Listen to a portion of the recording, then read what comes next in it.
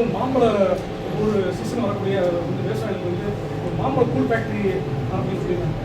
நீங்கள் ஜெயிச்சாக்க அது ஏற்கனவே மாம்பழ தொழிற்சாலை நிறுவனத்துடைய ஆயத்தமான அடிப்படை ஆய்வுகளை மேற்கொள்ளும். இந்த ஆய்வின் அடிப்படை 50% மானியம் அரசு மூலமாக தருவதாகவும் சொல்லுவோம். பல மாநில விவசாயிகள் சொல்றார்கள், வியாபாரிகள் சொல்றார்கள். ஆனால் நம்முடைய மாம்பழம் வந்து நீர்ச்சத்து அதிகமாக இருக்கிற காரணமாக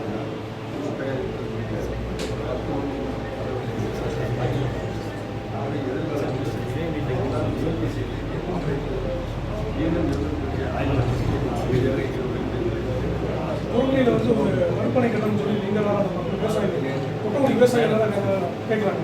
தோல்வியை வந்து மறுப்பணை கட்டணம் நாட்டு பணியில் வந்து ஒரு பெரிய மறுப்பணை கட்டினா சுற்றுலா பயணிகள் வருவதற்கு அந்த பகுதி கவலைப்பட்டாங்க. அதை பற்றி மைக் உள்ள டேபிள் உள்ள பண்ண முடியாது.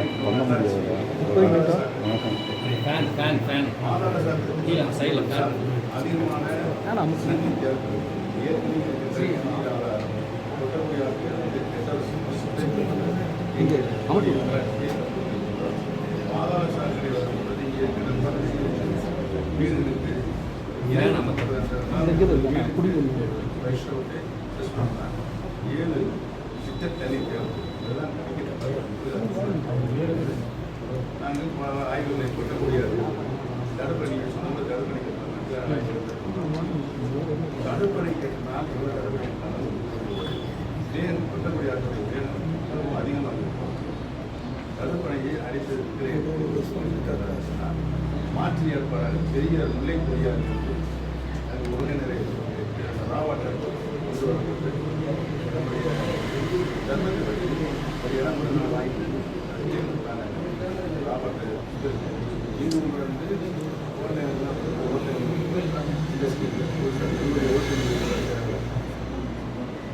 அதையும் பார்த்தோம். அதையும் சாத்தியப்படாது. அந்த ராவத்தில் அப்படி நம்முடைய ரிட்டர்ன்ஸ் கொண்டு போய் அங்கே இருக்கின்ற சுத்திரிப்பதை செய்து சுத்திரிக்கப்பட்டு இன்றைக்கு கிராமத்தில் மோடி நடக்கணும் முழுவதும் 24 மணி நேரம் பாதுகாப்பு. அதனால் அங்கே கற்பனை தேவைகள் இருக்கிறதுனா கொட்டக்குடி முல்லை பெரியாரிலிருந்து உரையினரை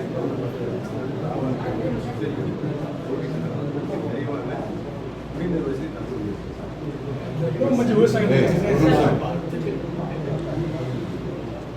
அதிமுக கூட்டணியில் சிறிய கட்சிகள் வந்து இரட்டை சின்னத்தில் போட்டியிடாமல் பாஜக சின்னத்தில் போட்டியிட ஆர்வம் காட்டுவது நல்ல பழனிசாமி பாரதிய ஜனதா கட்சி அமைத்திருக்கிறது. யார் தலைவர் சொல்லுங்க, யார் தலைவர்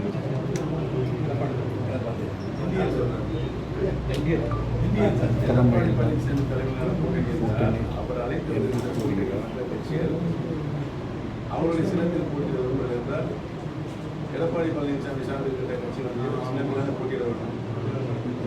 இப்போ பாதி பேர் அங்கே காமரில் போட்டிடுறாங்க, பாதி பேர் இங்கே போட்டிடுறாங்க. யார் தலைவர்? ஆக எடப்பாடி தலைமையிலான இல்லை என்ற முடிவுக்கு எல்லாமே டெல்லி மட்டத்தில் உத்தரவு தமிழகம் முழுக்க சுற்றுப்பயணம் திமுகவில் இணைந்து சுற்றுப்பயணம் மேற்கொண்டு இதில் வந்து எடப்பாடி பழனிசாமி அவர்களை மட்டும் நன்றாக ஒரு கடும் விமர்சனங்களை நீங்கள் முன்வைக்கிறீர்கள். இது வந்து எப்படின்னா ஒரு அதிமுக தொண்டர்களையும் திமுக பக்கம் எதிர்ப்பதற்கான ஒரு முயற்சியா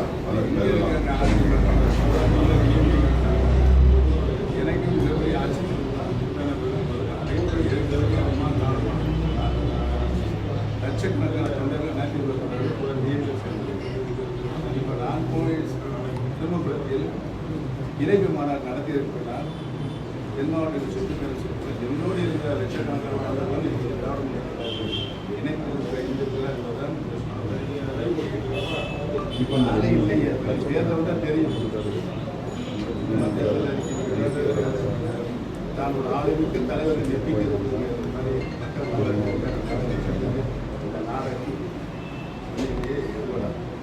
இப்போ இந்த அதிமுக சட்ட விதிகளை மீட்கும் போராட்டம் வந்து நீங்கள் முன்னெடுத்துருக்கீங்க. அது வந்து நீதிமன்றத்தில் நிலுவையில் வந்து நேற்று கூட ஒரு மீட்டிங்கில் சொல்லியிருந்தீங்க.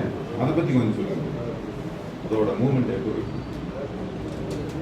புரட்சித் தலைவர் எம்ஜிஆர் அவர்கள் கழகம் அதிமுக என்ற இயக்கத்தை அரசியல் கட்சியை இயக்குகிறார். 45 சட்ட விதிகளை 44 சட்ட விதிகளை திருத்தம் செய்து கொள்ளலாம் அல்லது ரத்து செய்தலாம், காலத்திற்கு மாற்றம் செய்து கொள்ளலாம் என்ற சட்ட விதி ரத்து செய்வது. ஆனால் ஒரே ஒரு விதியை மட்டும் திருத்தம் செய்யவோ ரத்து செய்யவோ கூட இந்த தலைவர் அதை கேட்க என்ன விதி என்று சொன்னால், கழகத்தினுடைய பொதுச் செயலாளர் பதவிதான் அந்த கழகத்தினுடைய பொதுச் செயலாளர் பதவியை அதிமுகவுடைய தொண்டர்கள் அவருக்கு அந்த உரிமை தொண்டர்கள் அனைவரும் தன்னுடைய வாக்குகளை பதிவு செய்வது தேர்தல் மூலமாக தேர்வு செய்யப்படும் பொதுச் செயலாளர் எல்லாம் மற்ற விதிகளாக இருக்கிறாங்க. இந்த ஒரு விதியை மட்டும் திருத்தம் செய்யவோ ரத்து செய்யவோ கைப்பற்ற அந்த விதியை ரத்து செய்வதற்கு யாருக்கும் உரிமை கிடையாது. அதற்காகத்தான் நான் உச்சநீதிமன்றத்தில் அதோடு சேர்ந்து பல வழக்குகள் 6 வழக்குகள் சேர்ந்து உச்சநீதிமன்றம் செல்லும்போது அந்த 6 வழக்குகள் அந்த ஒரு டைரக்ஷன் செய்கிறார்கள். இதற்கு முன்னால் இந்த 6 வழக்குகள் சம்பந்தப்பட்ட 6 வழக்குகளுக்கும் எந்த தீர்ப்பு வழங்கினாலும் பயணிக்க ஆகாது. சென்னை உயர்நீதிமன்றத்தில் civil suit civil suit Chennai உயர்நீதிமன்றத்தில் சிவில் சூட் என்ன தீர்ப்பு வழங்குறது அதுதான் பயணியாகும். நிரந்தர தீர்ப்பு இறுதி தீர்ப்பு செய்யப்படுது. அந்த வழக்கை நடத்தப்படுகிறது.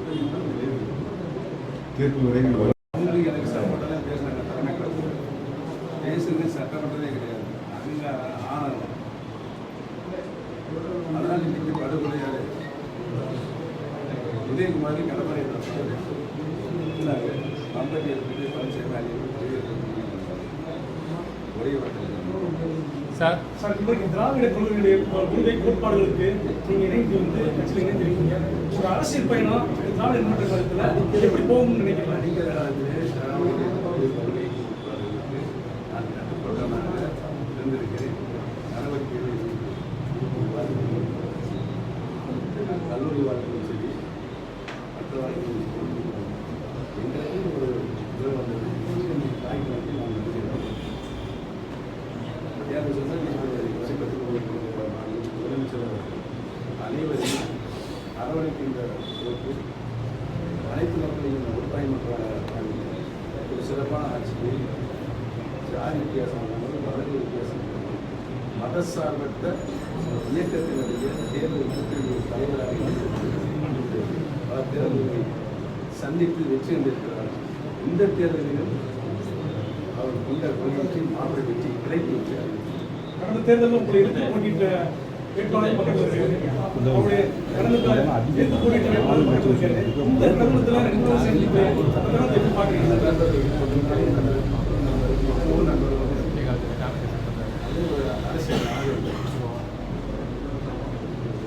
Sir okay, thank you sir.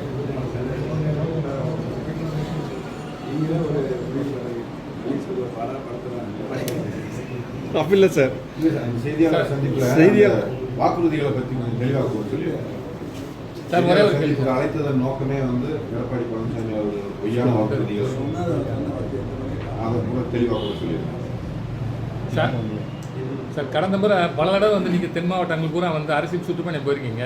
இப்போ சமீபமாக அந்த 10 நாட்கள் போனதில் உங்களுக்கு மன நிறைவாக இருக்கா? கட்சி தொண்டர்கள், பொதுமக்கள், மற்ற தாய்மார்கள் மத்தியில் எப்படி எழுச்சி இருக்குது திமுகவுக்கு? பார்த்துட்டே இருக்கீங்க. 2014 மகிழ்ச்சி உழைஞ்சி போச்சு. பார்த்தீங்கன்னா மகிழ்ச்சியோடு இருக்குன்னா நிறைய பேர் சொல்கிறாங்க போகும்போது இப்போ தான் நீங்கள் மகிழ்ச்சியோடு இருக்குது, சந்தோஷமாக இருக்குது. ஒரு 10 ஆண்டுகள் மகிழ்ச்சி பார்க்க முடியாது. ஏன்னா நான் எவ்வளவு வேதனைப்பட்டு இந்த பழனிசாமியோட பயணித்ததுனால இவ்வளவு வேதனைப்பட்டு என்பதை அவர்கள் கூர்ந்து என்னை கவனித்திருக்கிறார். சொல்லுங்க, நீங்கள் சொல்லுங்க, பயணிச்சாங்களா இல்லையா? அண்ணா நான் எதாவது கேள்வி குறிப்பிட பார்ப்பேன். சொல்லுங்க.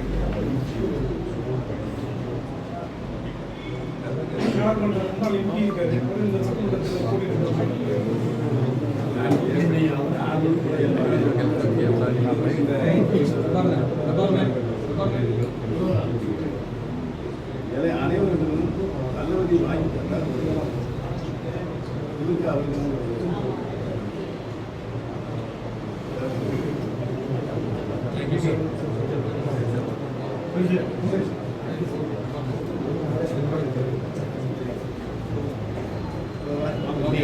மாவட்டங்களின் சுற்றுப்பயணங்கள்ல வந்து வேற ஏதாவது தலைவலி இருக்கிறது. இரண்டாவது நிலைய கண்காணிப்பு கூட்டம். நான் பல முறை செமினார்களில் நாடகம் போயிருக்கிறேன், அம்மாவுடன் இருக்கிறேன், இதுவரை சரியான எழுச்சியை பல கூட்டங்களை இந்த மாதிரி ஒரு உணர்வுபூர்வமான எழுச்சி. அந்த எழுச்சி யாரால் வந்ததுன்னா தளபதி அவர்களால் வந்தது.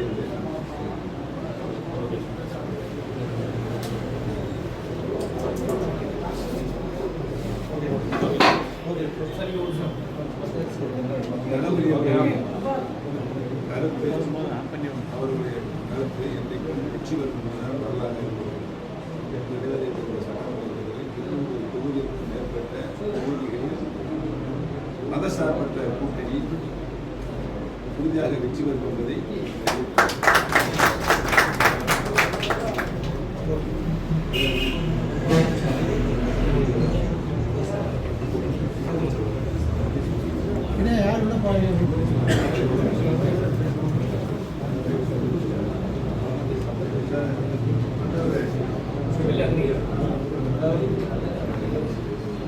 மனநிறைவா உங்களுக்கு பேட்டி. ஓகே இதை புரிய சொல்லுங்கன்னா இல்லை சார்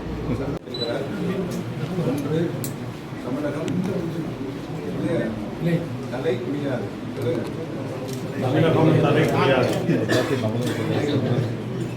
ஸ்டாலின் தமிழகம் நடந்தே எந்த காலத்திலும் மாநில சுயாட்சி தமிழகம் அரசியல்வாதி தளபதி அவர்கள் முறைப்படி நிச்சயத்தை கொண்டு வந்திருக்கிறார். உறுதியாக தமிழகம் நடவடிக்கை நடைபெறுகின்ற சட்டமன்ற தேர்தலில் உறுதியாக திராவிட முன்னேற்ற கழகம் விவசாயிகளோட தலைநகரான தலைவர் தளபதி அவர்கள் உறுதியாக மாபெரும் வெற்றி பெற்று ஆண்ட முதலமைச்சர் மீண்டும் ஆளுகின்ற உரிமையை உறுதியாக தளபதி பெறுவார் என்பதை சரியா?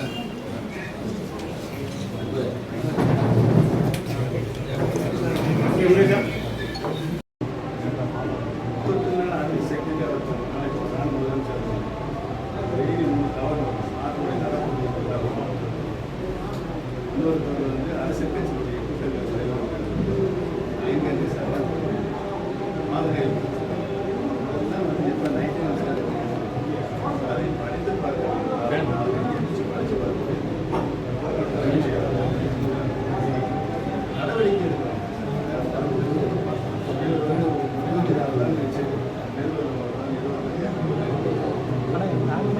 எனக்கே தெரியும்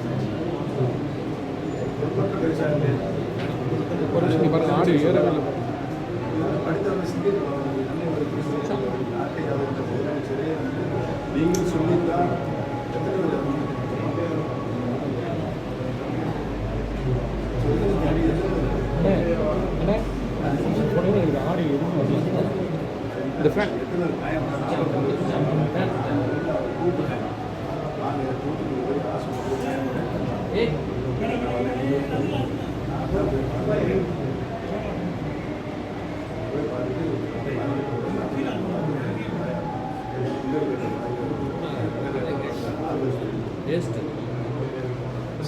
சார், நீங்கள் வந்து திமுகவில் முதலமைச்சரோட பார்த்து இணைவதற்கு முன்னால் பல பத்திரிகையாளர்கள் சந்திப்பில் என்ன சொல்லியிருக்கீங்கன்னா, அதிமுகவில் நான் என்ன தவறு செஞ்சேன், என்னைய அதிமுகவில் எந்த கோரிக்கைகளும் எந்த நிபந்தனையும் இன்றி நான் இணைய தயார் அப்படின்னு சொல்லியிருந்தீங்க. அப்போது நீங்கள் சொன்னது மாதிரி எந்த கோரிக்கையிலுமே எந்த நிபந்தனையுமே இல்லாமல் சரின்னு சொல்லிட்டு அதிமுகவில் சொல்லியிருந்தா நீங்கள் தொடர்ந்து அதிமுகவில் பயணிச்சிருப்பீங்களா?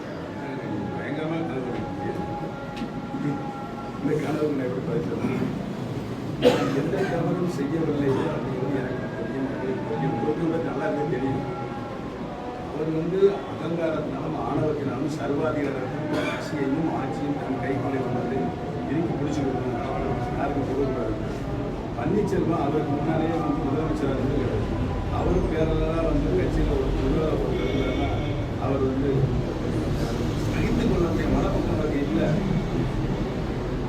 இல்லை சார், ஒருவேளை கேளுங்க, நான் சொல்லி முடிச்சுக்கிறேன்.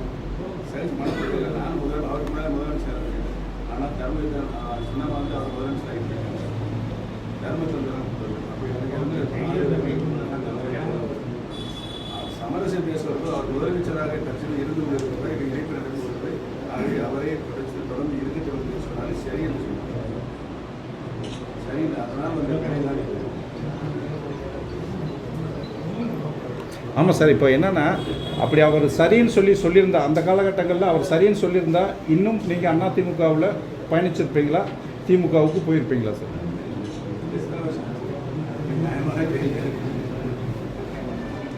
அவருக்கு அந்த மனசு இல்லைங்க. மாறுபட்ட கருத்துக்கள் கொண்ட தன் இயக்கத்துக்கு இருக்கிறவர்கள் நிறைய பேர் இருக்கிறாங்க, நிறைய பேர் இருக்காங்க. அவர் அரவணைச்சு சில மனப்போக்கு இல்லை, அதுதான் அது காரணம். நிபந்தனையற்ற ஆதரவு நான் தருகிறேன். பெரிய நான் சொன்னாங்க, அவர் வந்து எனக்கு எந்த ஒரு கமிட்மெண்ட்டும் சொல்லலை. என்னங்க உத்தேசம் கோரிக்கை என்ன சார், எனக்கு எதுவுமே வேணாம், கட்சி மட்டும் அனுப்பிச்சு விட்டேன், உங்களால் முடியும்னு சொன்னேன். நான் சொன்னேன், அந்த கேட்கலாம் என்ன செய்யலாம். அந்த சூழ்நிலையில் ஒரு ஹோம் லிஸ்டே சொல்லப்படுறது பொழுது இதுவே நான் வந்து போன சட்டமன்ற தேர்தல் நடந்து சொல்லுவாங்க. பேட்டியில் சொல்லுவாங்க, ஹோம் லிஸ்ட்டை வந்து பேசுகிறாங்க. பழனிசாமி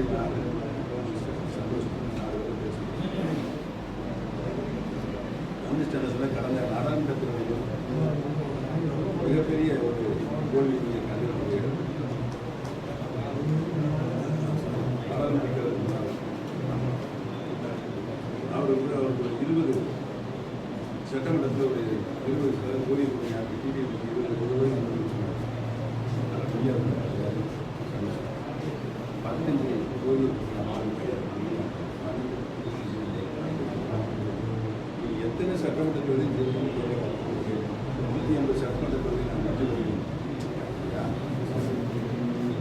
அப்போ நான் வந்து நான் சொன்னேன், சட்டமன்ற தொகுதி நீ 150 சீட்டு பேசுறீங்க, அவர் சொல்லுகிற நபருக்கு நீங்கள் வெற்றியிலே முதலமைச்சர் ஆனதுன்னா 10 வாரியத்தில் கொடுக்கலாம்னு கேட்குறாங்க.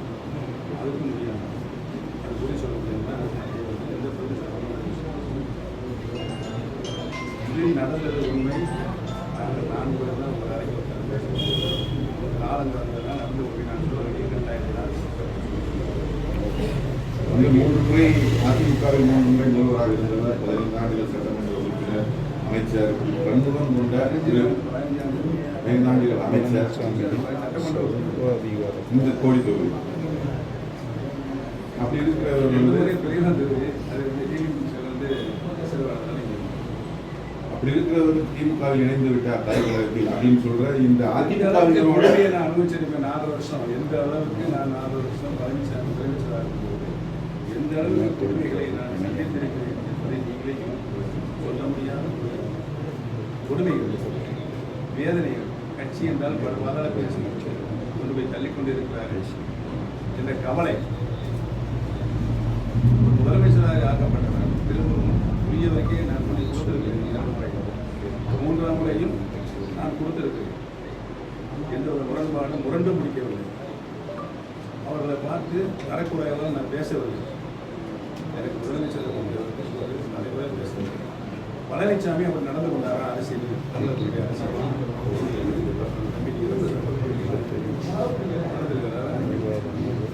சொல்லுங்க, சத்தம் சொல்லுங்க, நடந்திருக்கிறாரா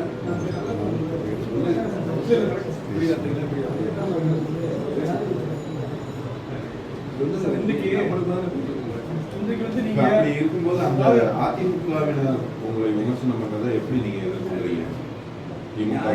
விமர்சனங்க அவங்களுக்கு தெரியும். அவங்களுக்கு எனக்கு சப்போர்ட்டெல்லாம் பேசுறாங்க. திறமை பேசுறது சட்டமன்றதே கிடையாது, அங்கீகாரம் ஆனந்தம். அதனால் இன்னைக்கு படுகொலையாரு உதயகுமாரி கடற்கரை கம்பெனி இருக்குது, பழனிசாமி ஒரே சார் சார் இன்றைக்கு திராவிட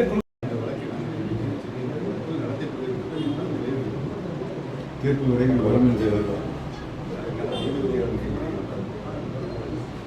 திராவிட முன்னேற்ற கழகத்தினுடைய தேர்தல் வாக்குறுதிகளில் என்னென்ன மாதிரியான திட்டங்களை முன்னிறுத்தி வரணும்னு சொல்லி நீங்கள் ஏதாவது அவருக்கு இந்தியா பயனுடைய நீண்ட காலத்தில் திராவிட முன்னேற்ற கழகத்தின் தேர்தல் அறிக்கை வரும்.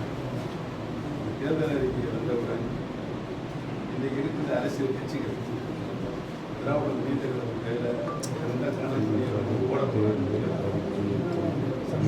கையில் சசிகலா அவர்களும் மருத்துவர் ராமதாஸும் இணைந்து கூட்டணி வச்சு நான்காவது ஒரு அணியா செயல்படுறாங்க. இது வந்து யாருக்கு சாதகமா இருக்கு, யாருக்கு பாதகமா இருக்கு? எங்களுக்கு பாதகமாக இருக்காது. அவங்களுடைய வாக்குகள் வந்து யாருடைய வாக்குகளை பிடிப்பாங்க? எங்களுக்கு பாதகமே சொல்றாங்க. எங்களுடைய வாக்குகள் நிரந்தரமான அரசியல் கட்சி எங்களுடைய வாக்குகள் இந்த தேர்தலில் வந்து டிஎஸ்சி திமுகவுக்கும் டிவிகேவுக்கும் தான் போட்டின்னு சொல்லி தாவேக தலைவர் விஜய் ஒவ்வொரு பரப்புரையிலும் சொல்லிட்டு இருக்காரு. அதை பற்றி என்ன நினைக்கிறீங்க? திமுகவுக்கு எதிரி வந்து தாவேக அரசியல் தாவேக தலைவர் விஜயினுடைய அரசியல் வந்து எப்படி இருக்கும்? அவங்க நிரூபித்துக்காங்க அவருடைய கொள்கைகள் என்ன என்பதை கொள்கையினுடைய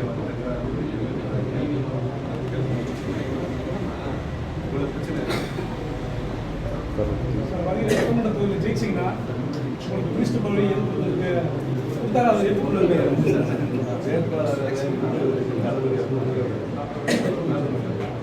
சார், கடந்த 2021 தேர்தலில் திமுக தேர்தல் அறிக்கை வந்து மகளிர் உதவிக்கு வந்து 1000 ரூபாய் அறிவிச்சார். சாத்தியமில்லைன்னு சொல்லி எடப்பாடி பழனிசாமி கூறினாரு. ஆனால் இப்போ அதே இது 2000 ரூபாய் அறிவிச்சிருக்காரு. அது போக வந்து இப்போ ஃப்ரிட்ஜ் வழங்கப்படும் சொல்லியிருக்காரு. இது பற்றி உங்களுக்கு கருத்து சார்? இலவச திட்டம் நிறைய அறிவிச்சிருக்காரு.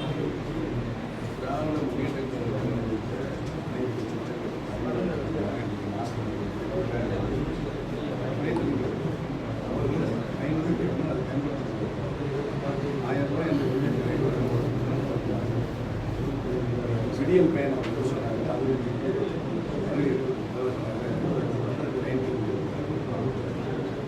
அனைத்து நிலையிலும் திராவிட முன்னேற்ற தேர்தல் அறிக்கை இருந்ததை காட்டிலும் தேர்தல் அறிக்கை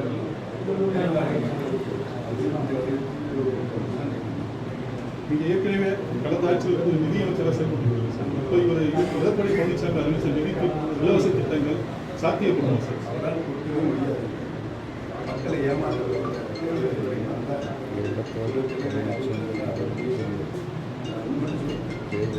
ஒவ்வொரு தேர்தலும் நாங்கள் மதுரை நிறுத்துவோம் சொல்லுவோம். பழனிசாமியோட 2019 சொன்னார். 20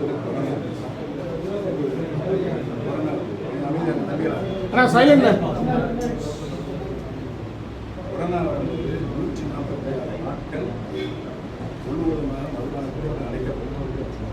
இவ்வளவு அதிகமான நாட்கள் மதுபானத்தில் அடைக்கப்பட்டது. தொடர்ந்து மதுபானத்தில் கிடைக்கிறது. தொடர்ந்து நிரந்தரமாக முடியும். அதை பழனிசாமி 146 நாட்கள் வந்து ஓரளவுக்கு மறக்கக்கூடிய நிலைக்கு வருவது. அதனைத் தொடர்ந்து அந்த மதுபானத்தில் வெளியில் வந்து சொன்னார் மதுபானத்தில் அடைக்கப்பட்டு சொன்னார். சொன்னாலே இப்போ வந்து யார் இந்த 10 கோடியை மறைக்கிறதுக்காண்டி நிறைய உழவு முறையில் அதிகரிக்கிறது. மக்கள் மறந்து விடுறாங்க. எல்லாத்திலும் அரசியல் டெல்லி சென்றபோது ஒரு முன்னாள் முதல்வர் அதிமுகவின் ஒருங்கிணைப்பாளர் அப்படின்னு கூட பார்க்காம ஒரு மத்திய அமைச்சர் காக்க வைத்து உங்களை பார்க்காம திருப்பி அனுப்பினதும் அதை செய்தியாளர்களுக்கு சொல்லியிருக்கீங்க. இப்படி தொடர்ந்து அந்த மத்திய அமைச்சர் மேலே என்ன விமர்சனம்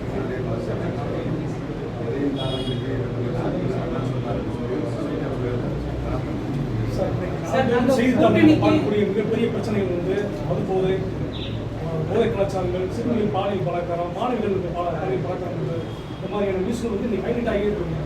இந்த தேர்தல் வாக்குறுதிக்கு அப்புறமா, தேர்தலுக்கு அப்புறமா உங்களுடைய முயற்சியில் வந்து இந்த மாதிரியான சம்பவங்களுக்கு எப்படி முற்றுப்புள்ளி வைக்கிறதுக்கு என்ன மாதிரி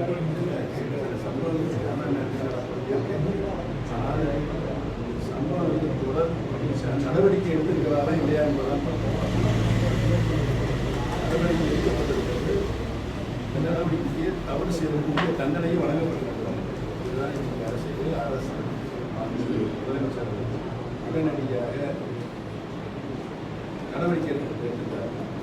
அவரை போல துப்பாக்கி சூடு நடந்தது நிறுவனம் கேட்கும்போது நீங்கள் சொல்லிட்டு எனக்கு துப்பாக்கி சூடு நடந்து எனக்கு தெரியும் முதலமைச்சர் நியாயமாக தெரியும். நீங்களே சொல்லுங்கள், நீங்கள் தானே எடப்பாடி சப்போர்ட் பண்ணிருக்கீங்க.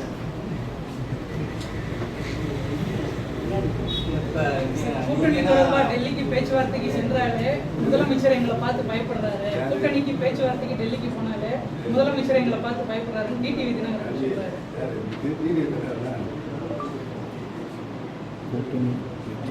அவர் தேர்தல் பிரச்சாரத்தின் போது என்ன சொல்றாங்க?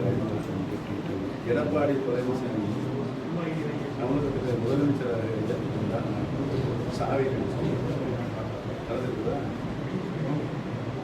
என்ன சொல்றாரு? என் அருமை அண்ணன் எடப்பாடி பழனிசாமி சகோதரர்களுக்குள்ள ஏற்பட்ட சண்டை மனஸ்தாபம் எல்லாம் தீர்ந்துருச்சு.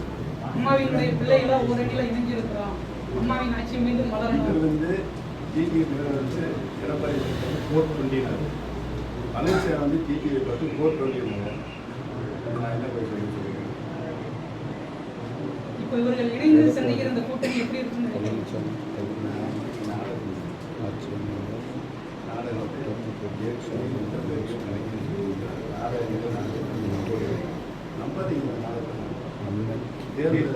டிடிவி தினகரன் சொல்லுவாங்க ஞாபகம் வருது சார். நம்ம இதில் வந்து என்னன்னா, நீங்கள் அந்த தொண்டர் உரிமை மீட்பு குழு வச்சிருக்கும்போது கோடநாடு கொலை வழக்கு அதை வந்து விரைந்து விசாரிக்க சொல்லி தமிழக அரசை வலியுறுத்தி ஒரு ஆர்ப்பாட்டம் நடத்துனீங்க. அதில் தான் மீண்டும் கொஞ்ச நாளைக்கு அப்புறம் வந்து டிடிவி தினகரனோட கை கொடுத்தீங்க.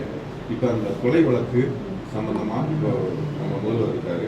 அது எந்த மாதிரி வலியுறுத்துவீங்க? அதோட ரெஃப்ளெக்ஷன் என்ன மாதிரியான நான் ஆரம்பத்திலிருந்து சொல்லியிருக்கேன்.